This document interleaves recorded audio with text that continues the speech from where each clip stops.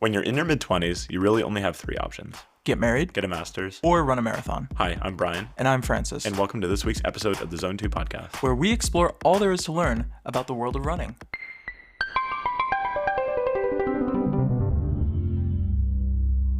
Hey, you. Who, me? Yeah, you, listening. Have you left a review on Spotify yet? No. Why should I do that? Francis, you haven't left a review? No, I have left a review. Oh, okay. I give us 5 stars, obviously. I appreciate that. Well, make sure that you leave a review because it really helps people find us on Spotify. And have you been telling your friends about us? Yes, even though I'm a little self-conscious about it. You are. On Thursday at Run Club, I started telling people about the podcast, and Francis got all shy. He didn't want me telling people. I got really flustered. And somebody recognized, shout out to Renee, recognized Francis from his voice on the podcast. Unreal. I can't believe that that's happened. Yeah. And they started calling me a local celebrity, and I said, please stop. Stop telling people that. He said, please stop, but he thought, oh, please keep going a lot. I really like being a celebrity. I know. It's like my bit is that like I'm kind of like ashamed, but like I like the attention. So Yeah, it's cute. It's cute. At least I'm honest about it, I feel like. Yeah. But my point is, Francis, leave us a review on Spotify. Subscribe to us on Spotify. Tell your friends to listen to us. Some of them might even listen to you, and it really goes a long way for helping more people listen to the podcast. Yeah.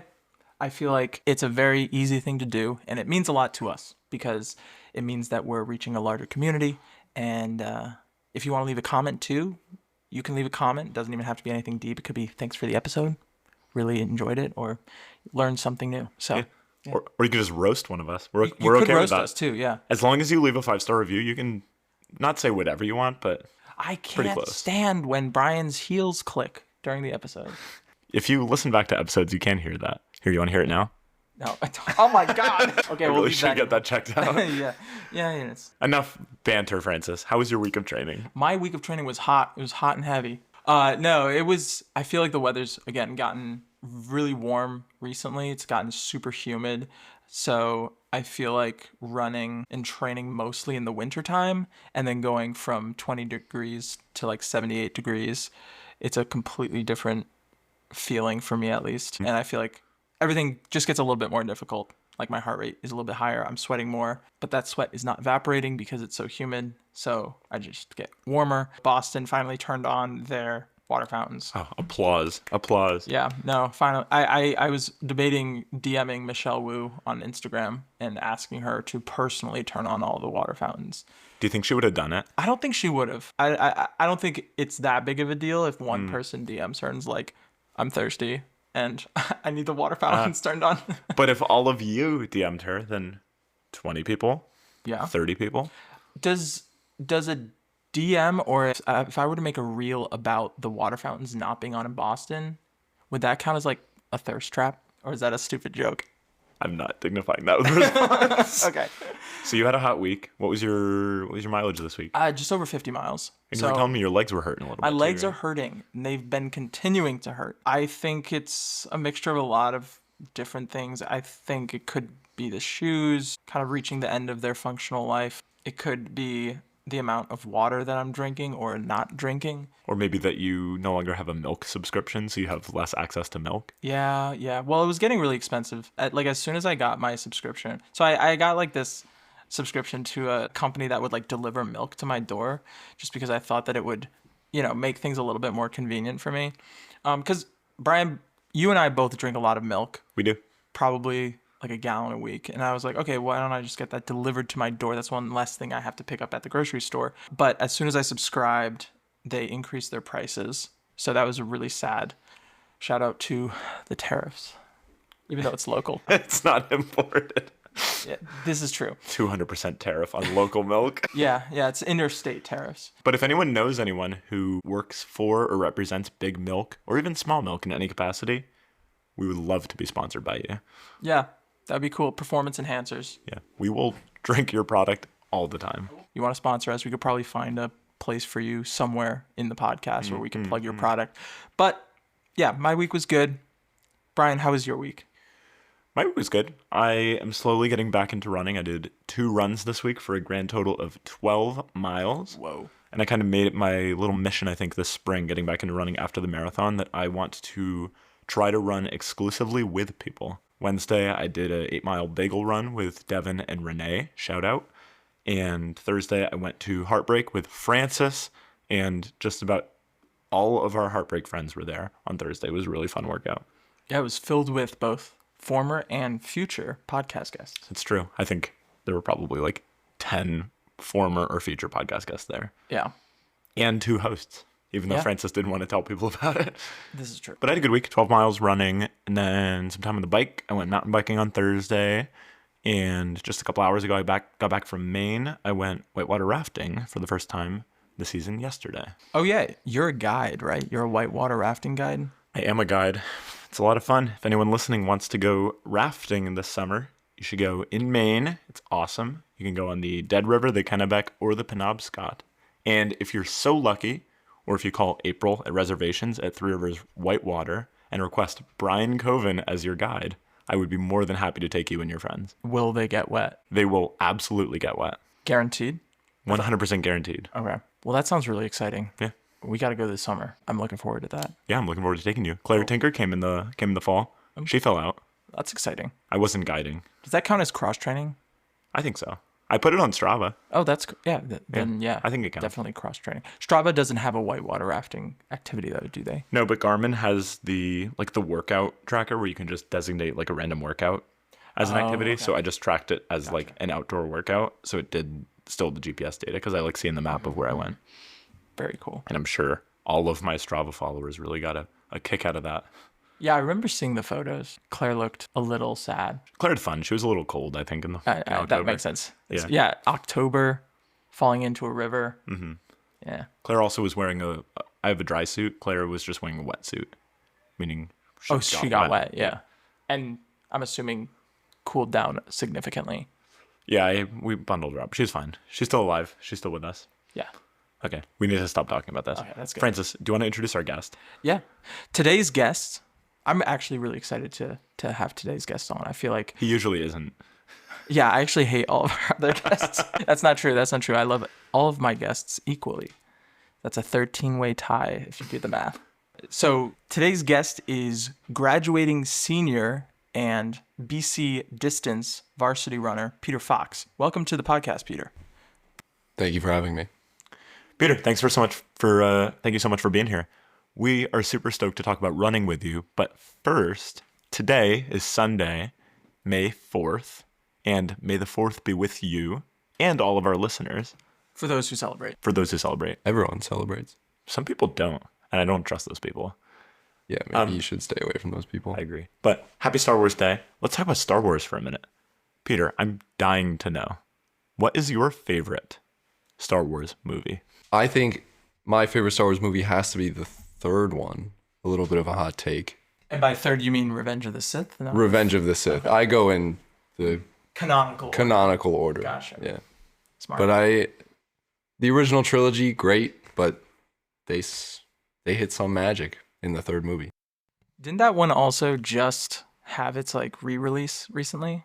It did. My brother went to see it.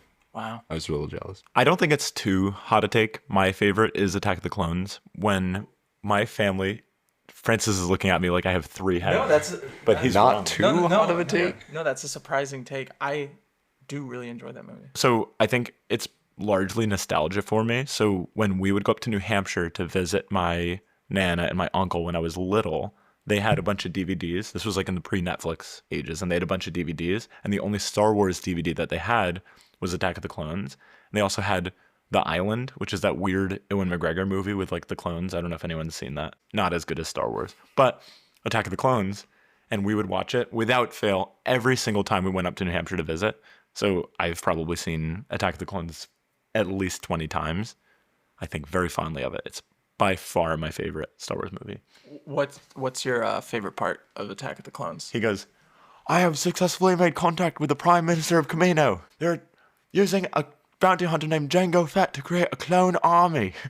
Do you ever just need like a brain massage and listen to the seismic charge sound over and over again on repeat? I do, but I have to say, and Peter, I'm curious to hear your thoughts on this. So you know when there's like the asteroid field chase in that absolutely, movie? yeah. Any true Star Wars fan would Very know. accurate, yeah. And you hear the seismic charge go off and it like destroys the asteroids. Great. But they're in space. There's no sound in space. Why do you hear that? It's a seismic charge. Yeah, but there's no sound. It creates an atmosphere Yeah. Okay. through which sound can Okay. propagate. I'm a fool. I see. Clearly, you don't understand what's going on, so Clearly, I'm not a real Star it Wars fan. changes. No, I think Star Wars, that's definitely one of the main gripes a lot of people have, is that the sound in space is not a thing, but it's a movie. It's a fiction. It's also all in space. It would be a pretty lame movie if there was no sound. That is true. This is true. Okay. Point taken. Point taken. We were talking about this when we were sitting down a little while ago. Does anyone have a favorite Star Wars character? Francis was throwing out some obscure names that we didn't know. Yeah, I don't know if they're actually my favorite. Like I was a big, obviously like Luke Skywalker, Anakin Skywalker fan, but I was just throwing out Ben Quadinaro's pod racer from the other side of the moisture farms in Tatooine. That's right, folks. Francis's favorite Star Wars character is from episode 1. And he's animated. It has like 4 minutes of screen time, if that. I've always liked Mace Windu. I think the purple lightsaber is the coolest thing I saw as a child, and I still think he's alive. That's my hot take. I would love to see a Mace Windu spin-off movie. Definitely. Post Revenge of the Sith, one-handed Mace Windu out tearing it up somewhere in the outer rim. We know you're out there, Samuel L. Jackson. Evidently, he wasn't very successful, but he probably did some cool stuff. He probably did. I mean, why not? It's Mace Windu. He's the only guy with a purple lightsaber. It's true. So What color would your lightsaber be if you were Jedi Master Peter Fox? I would be a Sith. Whoa, that's crazy. Red. The red's the coolest one. That's true. Well, you are wearing a red hat representing your school here, Boston College. I guess maroon. Maroon. So he'd have a maroon lightsaber. He'd be a maroon lightsaber Sith Lord. But that's perhaps a nice transition then. So, Peter, you are very fast. You've ran varsity in college. You've been running since you were very young. I'm curious if, as we do with all our guests, you could just give us a little bit of background in your career as a runner, how you first got started and where your career has taken you. Yeah, absolutely. It's funny that you say that I've been running since I was really young, because I feel like everyone I know has been running since they were like 4. But I started running in high school. I did cross country, signed up for the team because my brother was on the team. And so I kind of lived in his shadow for a year. And then, I took over. And yeah, I've been running since. I really like racing, fell in love with racing, and got to run in college, which has been a really, really special experience, something not a lot of people get to experience. And I don't think there's much to say. Running's great. You guys know running's great. was your brother faster than you in high school? No, that's like the one thing I have on him. But I had a different coach too. So, Do you think the coach had a huge difference in that? oh, absolutely. When was the moment you realized in high school where you're like, oh, wait, I'm actually really good at this? It was my junior year. We had COVID of high school. And that's when me and my friend on the team, we just started working out together a bunch during the lockdown. And, we ran our own little track races, just time trials on the middle school track near us. And that was like super fun. And we were running faster than we set. I think that spring we broke our high school school record like 4 or 5 times, which was super cool, because we were just like kind of bumming it. And then, my senior year, obviously, we started racing for real again. And that's when, I feel like I took another step. So when you say you broke your high school record 4 or 5 times, what event were you running? And I guess how did you hone in on a specific event that you found as this is my distance? Yeah. I mean, in high school, everyone runs the mile because it's the most fun. Everyone always wants to run the mile and everything. But once you get out of high school, people stop being able to run the mile. So, we ran an 800 half mile a couple times. We never did the 2 mile because 8 laps sounded like a lot to us, and we didn't really want to be on the track for that long. Was it like a shock to your coach when you came back to actual competition after COVID? And he's like, oh my God, you guys got really fast. Or were you kind of keeping people updated on your progress throughout COVID? No, he knew. I mean, we weren't technically supposed to be in contact with him, but we were in contact with him. He was basically training us. We just there were no track meets going on, and we were all doing remote school. So you mentioned breaking your high school record 4 or 5 times. That seems like a nice segue then. Speaking of breaking records, you were, for some time, the record holder at BC for the 5K. Can you tell us what it was like setting a record at the D1 level? Yeah.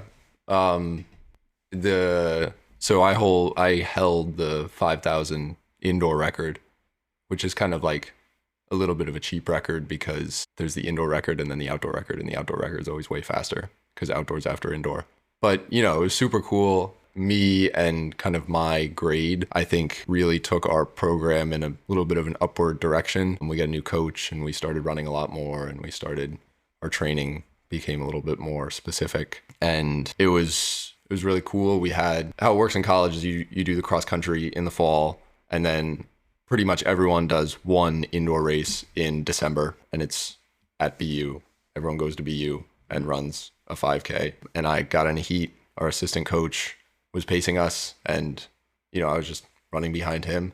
And I don't know, it's kind of crazy. Like, the fast races, the best races you have, or at least in my experience, have always been kind of easy in a way, where you're running behind the person, and like you keep expecting it to hurt. You keep expecting to like start slowing down or something, but then you don't. You just like keep going and you finish, and it's great, and everyone cheers for you. And it's kind of a special experience. Yeah. Yeah, that sounds nice, having everyone cheer for you. Right, Francis? Yeah. You'll have a couple people cheering for you when you finish your race. Yeah, but I don't think I'm setting any records. Not yet. Not yet. Well, yeah. Give them a couple years. It's nice to have a team. Yeah, that is true. So you said 5K indoor record. Peter, what was the time? God, I don't even remember. Maybe 14. Oh, did you guys look it up? I didn't look it up. I feel like Kate had told us at one point, and I thought it might have been a 14:07, but It might be 14:07. okay, it might not be. We don't know. Either way, that's ridiculously fast. Yeah. For anyone listening, that's 3.1 miles at a 14:07 time. What does that break down to in terms of mile pace? It's like low fours. Or 30 something. My mile PR is 5:44. That's good, Brian. That's good. Don't patronize me. Peter, you held the indoor record for the 5,000 meter at BC. This last winter, you then had the experience of being at the track, on the track, seeing your record broken. What was that like for you, seeing that record broken by a teammate? Yeah, it was definitely an emotional experience. I had been injured the whole fall. I broke my foot, and had been kind of coming back from that, and the whole training block leading up to the race. I wasn't really where I thought I would be or thought I should be. And so that race was it was not an ideal situation. I was in the race. I got lapped by the guy who won, who set the record. And, you know, it was a little bit of an emotionally charged moment. I was a little bit upset, but, you know, obviously happy for him. He ran a great race. But I think it's definitely a moment where you kind of put the team first, where you're happy that the team is succeeding. You're happy that your friend is succeeding. And at the same time, you can be frustrated with how you race, but also knowing that the race doesn't really define you. Like, you're not defined by your worst races or even your best races or any of your races. You know, you just you went out there, you gave it a shot. And that's something that, you know, I can always come back and be proud of. So you mentioned suffering an injury that had you out of commission for a significant period of time. What was it like being in that injured state and not being able to run? And what was your recovery like? Yeah, no, it sucks. You know, I ran a lot over the summer. Obviously, I run a lot. And so I was pretty much doing everything I could to give myself a stress fracture. And then I broke my foot walking downstairs, so it wasn't even a running injury. But they put me in a boot, a big plastic walking boot. I had to walk around, looked ridiculous. They're like 4 inches tall. So I was even taller for a period, which was weird. And For reference, Peter is like 6'4". Yeah, not then. I was playing basketball then. He was dunking without jumping. But yeah, I had 2 options for training. I could either do the stationary bike in the boot, which really sucks because your leg gets sweaty and then the boot gets sweaty. It doesn't smell so good. Or I could swim with the little buoy between your legs, which sucks even more because it's like all arms and I'm really lanky. And so I did the bike in the boot. I came back in terrible shape, but I came back. Yeah, so you talk about having options in your training or your cross training to kind of stay in shape during this injury period. What goes into the treatment, I guess, from a coaching standpoint? Like, who makes the decisions about how to get you healthy? Is it a mixture of the coaches talking to the PTs, or is there like discourse between coaches about, you know, what the best course of action is for you to get back into running shape? Yeah, absolutely. It's obviously there's like discourse between the coaches and the training staff, but it's the type of thing where, your medical recovery has to come first. So with broken bones, it's pretty simple, especially this one where you wait for the bone to heal and then you start returning to run. So, I was talking to my coach the whole time, but it was more of like a theoretical, we were just checking in, I guess. But, I was working with the PT, with the doctors for a couple weeks, and then I got out of the boot and slowly returned to running. So we talk about coaching decisions. I know that you can't really tell us about your specific workouts and training day to day, but Francis and I were super interested in your perspectives as a current college athlete and I guess the sense of autonomy that you might have. So obviously you're running varsity for D1 school. Running is basically your job at this point in your life. Whereas you look at Francis and I, we are running very much out of choice. Like when we choose to run a race and we set these training schedules for ourselves, we're choosing to do it every day. So I'm curious to hear what it's like from your perspective, if you feel like your days and your workouts are mostly structured by your coach, or if you feel like you have some autonomy in there. And then we can also transition and talk a little bit about motivation for running too.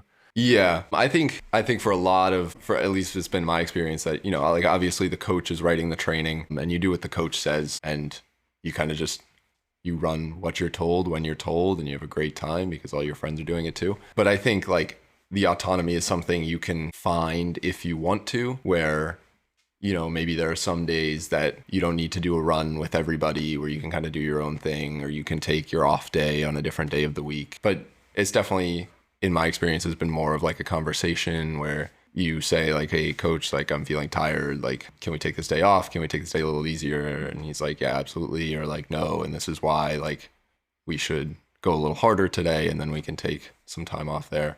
But I think it's something that maybe comes like it's a discourse between you and the coach, which is good. So is it more just like you have a high level goal or the coach has like a high level plan and then you kind of have like the stepping stones to achieve that, which could go any number of directions? Yeah, absolutely. And one thing I think we get told a lot is that there's, no day is important. Nothing is especially important. It's everything in the aggregate. So like if you need to take a workout off, if you need to take a day off, that's fine. But as long as you're trending in the right direction, you're doing as much as you're supposed to be doing, then you'll be on track. So Peter, you talk about trending in the right direction.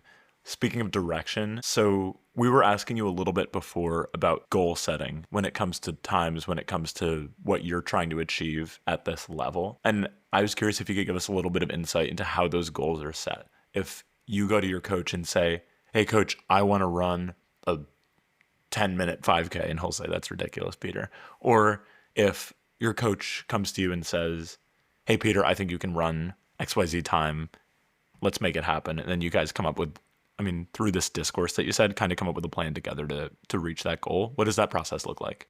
Yeah, I think in my experience, we usually approach every season with kind of an idea of what races we want to do and when. So, like earlier this season, our big goal was to run a 10K in March. And that was how the training block was designed. It was designed to get us ready for that 10K. And then, each of us were put in a race that was paced to what we thought we could run based on how we were training. And then you just give it a rip. It's kind of fun. The pacing aspect I find super interesting because I feel like the first time I actually, because the pacers in races, like you said, are designed to make sure that the runners are hitting their goals, because I'm sure you don't have a watch necessarily that's like telling you exactly how fast you're running. And I remember hearing about Graham Fisher requesting a specific time for one of his meets, and he was like gonna try and break the record in the 5K or something like that. Is every race paced, or are there only certain races that have pacers? I think as you get better, the faster races are paced, the slower races not so much, and also the longer races are paced. Like most 10Ks and 5Ks are paced, but then in the mile, not so much. And does that like mainly come down to strategy from like a competition standpoint of like individual racers? Are you required to stay behind the pacer for the entirety of their duration on the track, and then when they hop off, you can kind of like, let it fly? Or are you able to just sort of be competitive the entire time? Yeah. A couple things. One, so the reason you have the pacer is obviously only in track. You have the pacers in track because a lot of track qualifying for things is time based. So you need to be in the top 48 times to make it to the NCAA regional, or you need to have a certain time to make it to the Olympic trials, for example. And so like the idea is you have pacers kind of geared towards that sort of thing. I mean, people are going to give you funny looks if you pass the pacer, but people do pass the pacer when they're like mad. It's super funny. It's hilarious. And a lot of times the pacer will just like step off. Most races are designed so that like everyone knows what the pacer is going to be running. The pacer is running something that everyone wants to run. And so it doesn't really happen a lot, but it's just super funny when it happens. I had gone to a meet at, I can't remember what it's called. The Valentine's Day meet. Yeah, I had gone to the Valentine's Day meet at BU, and that was my first time watching an indoor track race. And I remember the first couple races that we watched, like Cole Hawker was there doing the 5K, and the first couple races that we watched, I was like, man, who's this guy like out in front of Cole Hawker? Like, he's really cooking. And then after after a little bit, he peeled off, and I realized it was the pacer, and I was like, doy. But I just didn't know that that was a thing. I mean, from a competitive standpoint, from a pacing standpoint, I feel like that's really nice to have that like rabbit that you're chasing. And I know a lot of people talk about this with marathon running, where like I know when I did the Cambridge half in the fall, I had a rabbit where once I kind of got into my groove and I found my pace, there was someone running a little bit in front of me, and they were kind of pushing a little bit faster what I felt comfortable with, but I was like, you know what, I feel good, I'm going to try to keep up with them. So it seems like it's sort of the same principle when you have a pacer in the race of like, this is the speed you want to be running, or this is what you're kind of aiming for, and you're chasing after this person to like get into your groove once you're into like the middle of the race. Yeah, definitely. And I think it's also a little bit like no one wants to lead a race. No one, because if you lead a race, you're kind of like doing all the mental work. Like if you don't put a pacer in, then everyone's just going to go super slow because they want to win. Oh, true.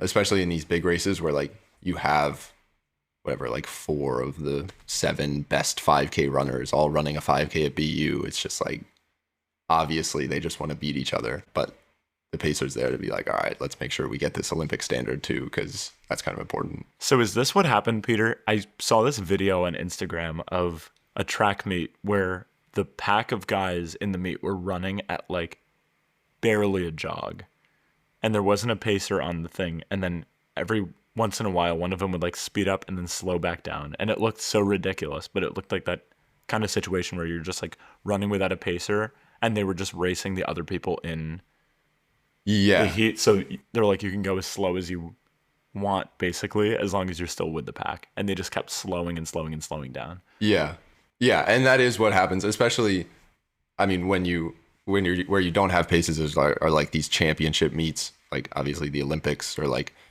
conference championships, NCAA championships, and there it usually ends up just being like a game of chicken where no one wants to go fast, and so you just have like a super slow, you're racing a 1500, you have a super slow 1200, and then everyone just gives the last 300 a rep. It is interesting having that idea of a pacer though. Like obviously Francis and I's focus so far on the podcast has been marathon running because we've both been training for our first marathons. And a common theme among guests that we've had on in the marathon is not going out too fast. And I feel like it would almost be nice to have a pacer for the first like 10 miles of your marathon to keep you from going out too fast, especially at the start line. And after so much training, I remember it being super emotional for me. And I was so like full of adrenaline, so pumped up and so like fired up and ready to go that I kind of didn't realize that I had gone out too quickly until it was a little bit too late to like dial it back. So maybe we should normalize getting your buddies to pace you for the first 10 of your marathon. I feel like they wouldn't let you do it at Boston, but Pace you on an e-bike maybe? While they film you? Perhaps. Shout out Matt Choi. Yeah, I don't think people like to pace is the issue. Everyone wants to run their own race. How much of the 5K is strategic and how much of it just comes down to fitness? Yeah, for the longer races, especially, the ones I'm running, I'm not running the championship ones. It's all just fitness. Like you're going out, you're trying to run as fast as you can for as long as you can. And you don't really care if you win or not, because only one person can win, but 30, 40 people at these meets are running pretty wicked fast times. So, do you ever play mind games with the other runners? Like, are there certain techniques or strategies that people employ to kind of like throw other people off their game, or is that considered like bad sportsmanship and like quote unquote dirty racing? Yeah, no, people do all kinds of things. I've never really been like a tactics guy because, I run the longer stuff and I'm not like fighting for victories a lot, but there are some pretty crazy moments in like, especially like the championship meets where, people will be like swerving around or like they'll try to like speed up and then slow down and try to catch someone off guard. It's like, it can get pretty crazy. So you're saying like they'll brake check a runner? Essentially? It wouldn't be impossible, but sometimes they like get in trouble. So like sometimes people get disqualified for doing things, which is like hilarious. Don't. It's terrible, obviously. It's kind of funny though. It's kind of fun. It sounds like Boston drivers would translate really well to running competitive indoor track meets. Yeah. You flip off the other runners as you go by them. Get out of here. As long as you're there first. You throw your dunks at them out the window. Oh my goodness. So, Peter, you are graduating if you pass your finals. Hopefully. If you say that, yeah. Put that out there. Yeah, I'll put it out there. So, Peter, if you pass your finals, you'll be graduating from BC. This would mark the end of your career as a varsity collegiate athlete. I'm curious what's next for you in running. I know there's been talk of a marathon, perhaps. Yeah, I really want to run a marathon. I feel like I've been doing all these runs. I feel like I've just been doing training for the marathon. And everyone always like, oh, like, have you run a marathon? Like, did you run Boston? Like, when you tell them you're a college runner, they're like, oh, like, did you run Boston? I'm like, no, like, I do like 10Ks. But yeah, I think run a marathon maybe in June and then sit on the couch for a couple months. That's a pretty quick turnaround. What kind of pace are you aiming to get on the marathon? Because it seems like, I mean, you have been running, but like you haven't been doing marathon training. So like, how fast are you talking for the marathon? It's a pretty direct question, Francis. I think we'll see what I can do on the day because obviously I've never run it. I got to figure out the eating, but obviously Boston qualifying is the main goal. Aiden, who will be coming on next week, who ran Newport with us, he'll be doing his race recap with us next week. And he was in a similar boat where he raced collegiately for Rhode Island. And then first marathon out, he was like, yeah, I just want to BQ. And obviously I haven't been running my whole life, but that's crazy to just like turn up for your first marathon and put up a BQ, which is like, it seems like so unattainable for me where I am right now. I don't know. You guys are like built different, honestly. Yeah, it's so impressive. We've been given a space where we can run a lot. It's all in the running. You just got to run. But it is interesting that you say that because me and my teammates talk about it a lot where we feel like our view of running is so far removed from like what other people view running as. And so it's like these things that we think like, oh, like I'll just like go out and do a BQ, like, because you got to run Boston for all the freshmen and juniors and sophomores that are on the team so they can see you. It's just like such a casual thing. But, this is like our one thing that we get to do. So, yeah, I feel like I have a similar I have similar interactions with people where like they'll ask me what I run in terms of time. I'll say like, oh, like I ran like a half marathon at like this pace. And they're like, oh my gosh, it's so fast. And I'm like, you have no idea. Like, you have no idea how fast people are. And I'm certainly not saying that I'm like in anywhere near like the sphere that you are, Peter. But it is like, I think once you start kind of doing it more seriously and start getting involved in running, not just as a way of staying in shape, but more as like I want to kind of explore the actual like cultural aspects of it, like learn about the actual competition and stuff. You start to realize that there are some really fast people and it's really hard to get to that level. And it's like the 0.01% who are like, at that elite level. But yeah, funny you say that because, we were talking about the 5K earlier. When I ran my 5K PR, I probably lost that race by like a minute. And so it's kind of weird, like having everybody talk about, everyone's like, oh, like you're so fast, like so impressive, whatever. And you just like I'm at all these meets and I'm just like a guy. And I'm not even in conversation for these wins. It's just like, I don't know, it's kind of an interesting dichotomy. It is unbelievable when you consider, I don't know the right way to say it, but how you have like, and I don't think that I'm necessarily slow, but I'm also aware of the fact that I have been running my whole life. Like I've been actually doing this like regularly for like a year, and I don't feel slow. But then I look at a time that I could run for something. Like let's say I go out and did a 5K right now. I bet if I did everything right, I could run like a 19. And I would be stoked on a 19, Peter. You have no idea how excited I would be. And then hearing you talk about running a 14-minute 5K PR and that being like not even in consideration for like fastest guy there is like insane to me to realize that there's like another tier beyond that of these Olympic level runners that are like at this age. It's just like insane to me to think of how fast, like it sounds stupid to say, but it's like insane to think of how fast these people are. It's just like I look at Peter and I'm like oh my God, like he's so fast. And the fact that I'm looking at him like that, and then he can look at like a Cole Hawker with that same level of like awe. I feel like that's similar to the conversation that you have with someone when you tell them you're training for a marathon and they have like no concept of like track sports or running sports, and they're like, "Oh, are you going to try to win?" And you're like, "Are you out of your mind? I'm not doing this to win. I'm just doing it to do it." Yeah. Yeah. And I think it really speaks to like, you know, everyone's running their own race. Everyone's running for themselves. And it's like at the end of the day, you're trying to beat yourself. It's true. And so I think it like, maybe it's not so great to be looking at all the other people. No, but I feel like it's natural. So you said before, Peter, how you and your teammates had this like realization that you said you're like, you have such a different perspective on running than how most other people view the sport when you look at like casual runners. So now let's talk about the transition from being a D1 athlete to what post-grad life will look like for you. I'm curious to see how you think your relationship with the sport will change. Do you think you're still going to run nearly the same mileage or intensity that you're running now? Or are you going to keep training? Or are you going to lean into, like a big theme, I think, of our podcast so far has been the community aspects of running and run clubs and how social it can be. I'm curious if you have any interest in, as a graduate, kind of leaning into the community aspects of the sport outside of the competitive sphere. Yeah. That's the $1 million question, isn't it? I think I claim that I'm not going to run as much. Other people claim that I'm going to run as much as I do now. We'll see. My life goal is to be able to run 4 miles a day every day for the rest of my life. So maybe I'll just start doing that after college. But I think one thing that is definitely been a challenge for me in the past couple of years especially is I feel like running a little bit gets taken out of your hands when you're part of a team, you're part of, you know, you're being coached, you're in this such competitive atmosphere.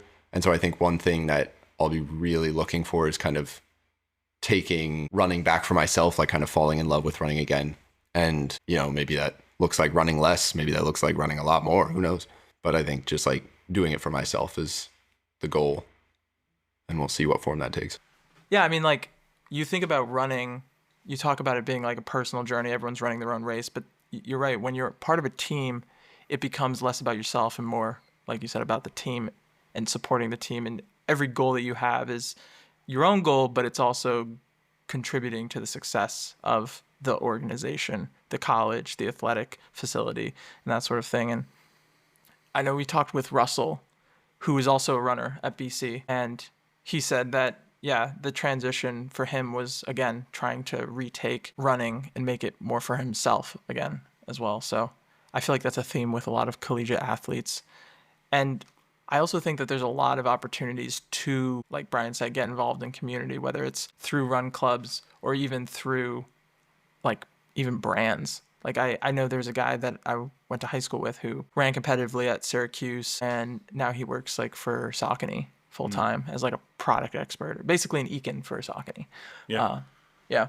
And so, like, there's definitely, like, ways to, like, still have it and still like, have it in your life, but maybe it takes on a different form, whatever that may be.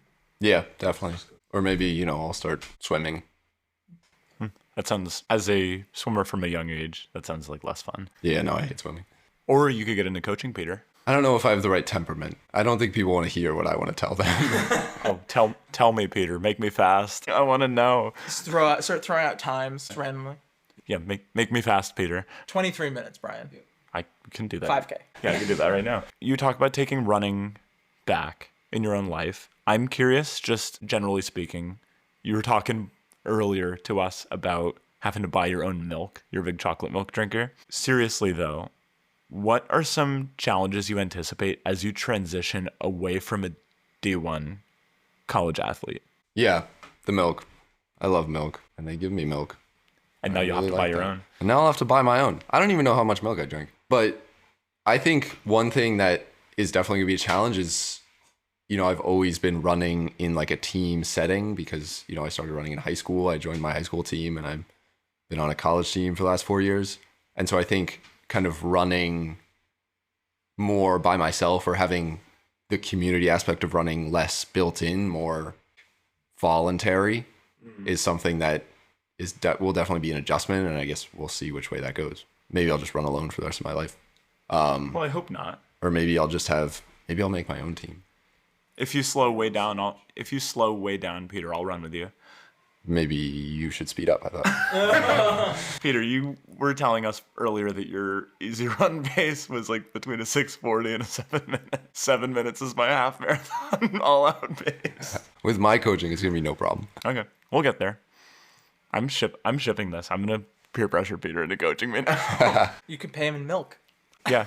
Can we do that as a transaction? I would think about it. I'll pay you in chocolate milk. You make me BQ. I think I could get behind that. Okay, let's do it. So I know the BC team is sponsored by New Balance. So you're wearing a lot of New Balance, but in general, like what specific shoes are you wearing right now for your training, for your racing? What does that look like? I'm wearing the New Balance 1080. Love the 1080. Super soft. We got a nice yellow colorway. It looks like lemonade. Or it looks like piss if you want to put it on that. Yeah, they were white. Two different worldviews right there. Nice. But no complaints. How often are you switching out your shoes? Because your weekly mileage is like over 100, around 100 miles a week. And they say like 300, 400 miles is the maximum lifespan of a shoe. So like... They say big shoes. The people who sell it to you. Yeah, that's what they say. But like, what does your rotation look like? How fast are you going through shoes? Yeah, that's absolutely a lie. You just switch them when you feel like they're done. I feel like I get 600 to 800 miles at least. How long does that take you to put 600 to 800 miles on a pair of shoes? It depends.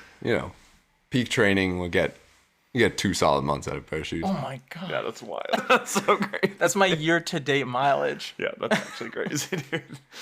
Wow. And it's May. Yeah. What do your race shoes look like? Because you're on a track, so you're racing in flats mainly. We have New Balance spikes, New Balance MDX. They're beautiful. They're not that useful. They're carbon on the bottom, so you can only run on the track. And yeah, they got the cool foam. So if you do choose to just casually go run a marathon in June, like you were talking about, you think you'll spring for a pair of marathon shoes, maybe a pair of SC Elites? We'll see. I got a friend that works at Heartbreak. Peter, it has been an absolute pleasure having you on the podcast. Super interesting hearing your perspectives, and we will be wishing you good luck on your final exams coming up and look forward to seeing you casually BQ in June. Thank you. Thank you for having me. Well, that's all we have time for today. But Peter, thank you for coming on the podcast and sharing your knowledge and your experience with us. Brian, I know you have a fun fact, but before you tell us that fun fact, we need to make a disclaimer. So last week's episode, we talked about blue zones and how there are certain areas in the world that have been linked to longevity with high percentages of the population reaching the age of 100.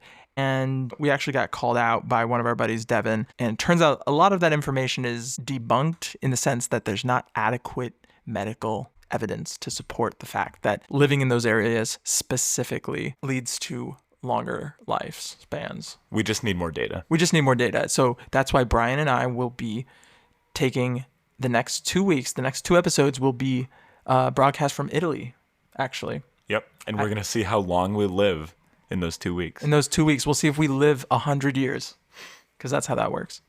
Actually, we're just going to interview a bunch of old Italian guys.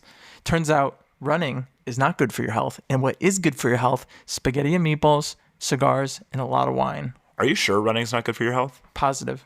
No. That's interesting, Francis, because I am here with today's fun fact, which is based on a narrative review of recent findings titled Personality of Marathon Runners. I think this is a super interesting paper, which said that marathon runners exhibit higher levels of conscientiousness and self-efficiency than members of the general population, meaning they're more organized and disciplined. Marathon runners also have lower levels of neuroticism on average, have better emotional stability, and higher resilience in coping with physical and mental challenges. So running a marathon's good for your mental health, but is it good for your physical health? Stay tuned for next week's episode where we interview yet another marathon runner. How original. And we'll ask him if he feels healthy. I bet he will. I bet he will. Thank you all for listening to the Zone 2 podcast. Don't forget to subscribe and follow us on Instagram at the Zone 2 podcast. In our Linktree, you can sign up to receive a weekly newsletter every Monday, and you can catch new episodes streaming every Wednesday on Spotify and Apple Podcasts.